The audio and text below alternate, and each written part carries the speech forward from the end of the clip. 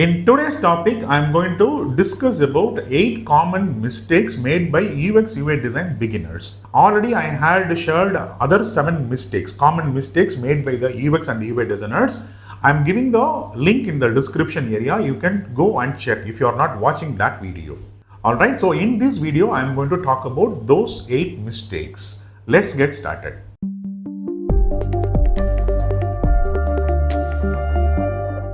Hello all, I am Rambal from Aspira. Happy to see you again. Resumes are very important for the UX and UI designer. Not only for the UX and UI designer, anybody if they want to work and they want to start their career, this is playing a very crucial role in their career. So resume is not just a white paper. This is actually speaking, it's your personal brand identity. So here most of the UX and UI designers, they made a lot of mistakes while they are creating their resumes. So my recommendation, you have to create your resume more sensible, and before you meet the employer, your resume is going to be the touch point for your employer. Your employer is evaluating your skills based upon your resume only. So I am going to give a small list of mistakes made by the UX and UI designers. The first mistake is profile photo. So most of the designers, they think they are creative and they are using avatar, 3D illustrations and logo kind of a stuff. Their name itself, they are coining as a letter-oriented logo design instead of showing their face. So as an employer, they are going to looking around who you are, how you are looking into, right? So they want to see your face. So you need to use your professional photo. Professional photo in the sense, you don't need to take a photo in the photography studio or some other places. You can take the photo in the white background. So you have to showcase your face with your shoulder level with a tight close-up and having a smiling face. So nothing wrong on that. But most of the people, what they have done, they were using for the avatars or 3D characters or 3D illustrations, 2D illustrations and logo marks. So don't do that.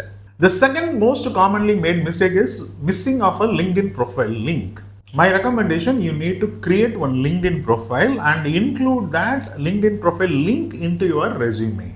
And also that resume is in PDF format only. If anybody clicks on that link, it should open your profile. You ensure that once you build your resume and you export it as a PDF version, you open the PDF in a PDF reader and you click the links, that link should work. That LinkedIn profile also goes to your profile page, not somebody else's page. Alright, so being a UX and UI designer, LinkedIn profile must included in your resume and it should work. It should work in the sense it should open your profile page. The third common mistake is not adding the portfolio link.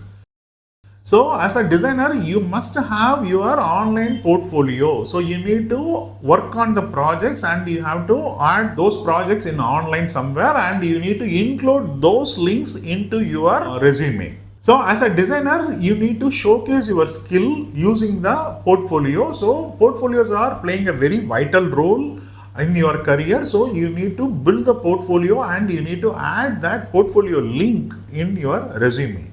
4. Email link. So most of the designers, they don't include their email ID in the resume. Anyway, your resume in the PDF format, that PDFs are nowadays is processing the links.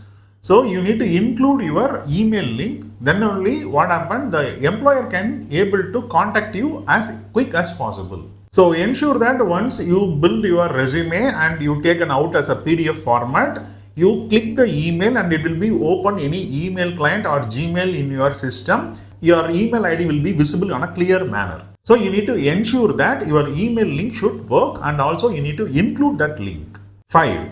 You need to include your project links and small description about the project. So most of the designers, they don't include their projects, what they have done, and they don't talk about their project, right?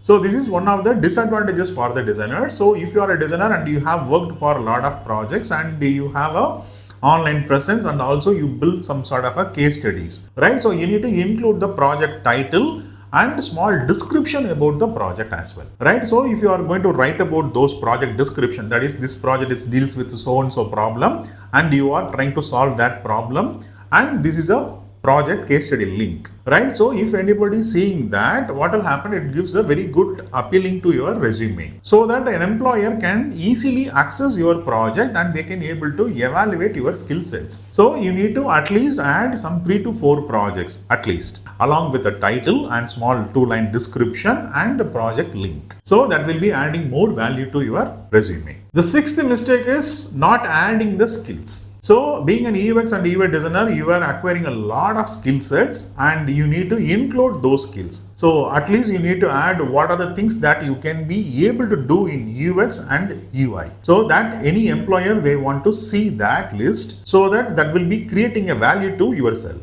Seventh, do not adding any software tools or the proficiency level, right? So being a designer, you need to list down the softwares, or at least you need to add the logo of the applications, so that the employer can able to understand what kind of a tool that you are aware of it, or you have a very good knowledge of it, right?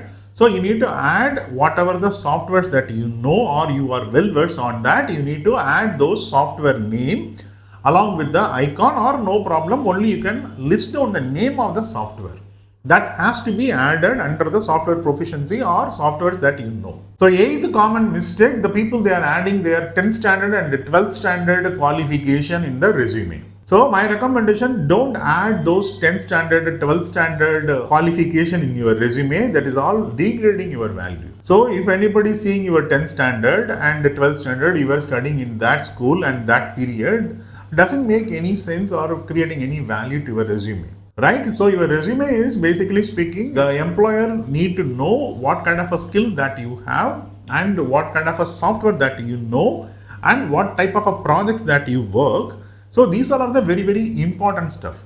So do not add any irrelevant or non-important items in your resume. Alright, so in this topic I had listed about almost 8 commonly made mistakes by the UX UI design beginners. I hope you like this topic, and if you have any queries, we will discuss on the comment section, and also I'm going to share my previous video in the description, so you can go and check it out, and I will be catching you soon with another interesting topic. Until then, bye-bye.